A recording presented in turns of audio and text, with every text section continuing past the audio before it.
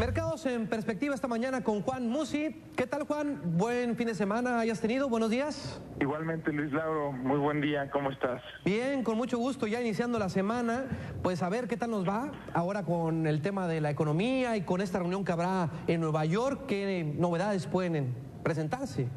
Pues sí, mira, la verdad es que va a ser una semana con mucho menos información, por lo pronto tan importante, tan trascendente. Toda la semana se genera información, pero bueno, va a ser una semana mucho menos movida esta en términos de información, aunque vamos a conocer indicadores, por ejemplo, de la economía mexicana, que nos van a dejar ver exactamente en dónde está y cómo está evolucionando pues esta economía que parece ser está mejorando y está componiendo el ritmo.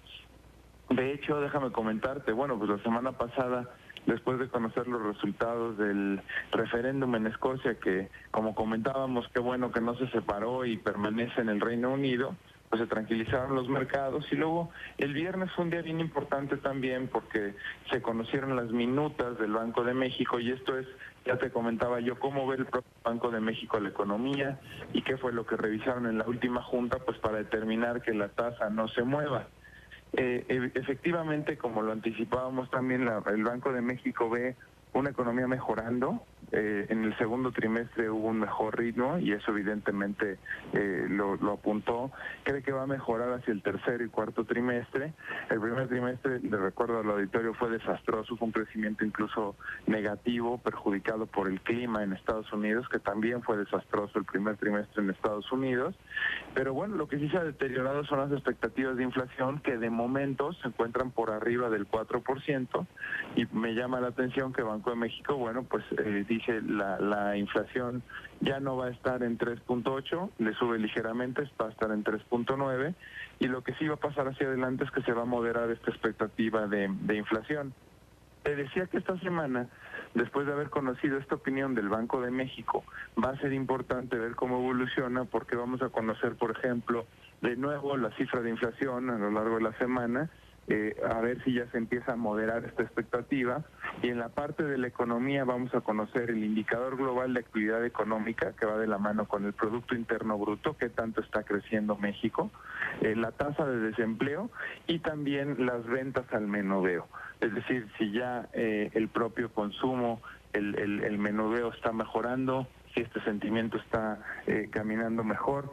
Y bueno, pues yo creo que confirmar esta tendencia hacia adelante para el caso de la economía mexicana, pues es bien importante, Luis Lauro. Pues sí, Juan, lo que se espera es que de aquí en adelante sean avances, aunque sean mínimos, pero al fin y al cabo avances, porque después de todas las reformas aplicadas o que se están aplicando en México, pues por ejemplo en Hacienda, pues hablando sobre el paquete económico, dicen que este paquete es muy responsable y que va a apuntalar el crecimiento económico, y esto pues se tiene que ver reflejado pues en este año, dicen, al final de este año y también para el 2015. Ajá. Sí, por lo menos aunque sea en cuanto a las expectativas y en cuanto a la calificación de México, que debe de ir mejorando hacia adelante. Ver un flujo ya importante como tal, por ejemplo, producto de la reforma energética, tú y yo lo hemos comentado, difícilmente, porque eso pues no va a pasar hasta ya entrado en el 2015 y quizás va a ser más notorio en el 2016. Pero bueno, como tú dices, finalmente la perspectiva de México es buena, la percepción que se tiene de México en el extranjero también es buena, y cuando un país mejora en términos de su percepción, mejora su calificación, pues atrae naturalmente flujos y atrae naturalmente inversión, y además se vuelve más atractivo en un contexto global en donde muchas economías emergentes como Brasil, por ejemplo, pues ahorita están muy deterioradas, ¿no? Entonces, por supuesto que sí, como tú bien dices, estas reformas y estos logros tienen que capitalizarse, y también, como tú bien dices, entrado el año y cada vez avanzando en los trimestres, supuestamente la cifra de crecimiento económico también tiene que mejorar para converger y lograr terminar el año en el 2.7%, que es la cifra oficial. Oye, Juan, ya vemos al peso que se ha mantenido en el rango de los 13.20 y 13.26. Pues mira, lo que pasa es que ahí se da una paradoja que hemos también comentado tú y yo mucho. Conforme más mejore la economía de Estados Unidos y conforme mejor percepción se tiene de que está caminando esa economía, se piensa que las tasas de interés van a subir pronto, producto del crecimiento económico para contener a la inflación. Entonces, al aumentar las tasas allá y mejorar la economía en Estados Unidos, se fortalece el dólar y se deterioran las demás monedas. Es una paradoja, porque esto querría decir que entonces veríamos un peso apreciándose o más competitivo si la economía de Estados Unidos estuviera empeorando o deteriorando. Por eso le llamo una gran paradoja, no sé qué opinas. Sí, tienes mucha razón. Y pues bueno, eso ha sido la historia de siempre, Juan. Siempre, Pues sí, lamentablemente.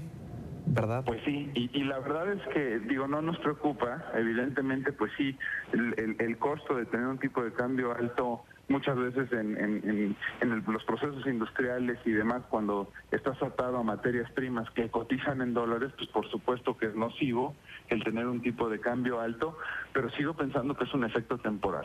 Pues sí, ahí está el análisis, Juan, en este inicio de semana. Estamos a lunes, nos has dado la agenda de esta semana. Te escuchamos antes de las 9. Por supuesto, Luis Lauro. Gracias. Un placer iniciar otra semana con ustedes. Cuídate mucho. Igualmente, Juan, muy buenos días.